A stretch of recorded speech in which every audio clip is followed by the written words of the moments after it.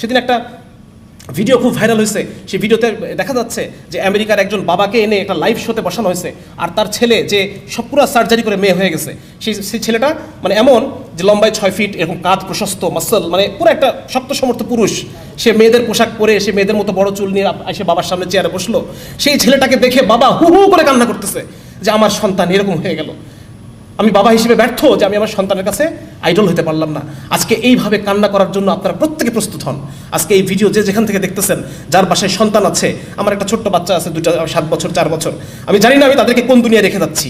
আমি জানি না আমার মৃত্যুর পর আমার সন্তান সে কি হয়ে যাবে, আমি জানি না। সে কি আসলে মুসলমান থাকবে, সে কি আসলে নারী থাকবে, একটা মেয়ে শিশুটা কি নারী থাকবে কিনা, আমার ছেলে শিশুটা পুরুষ থাকবে কিনা, আমি বলতে পারতেছি না।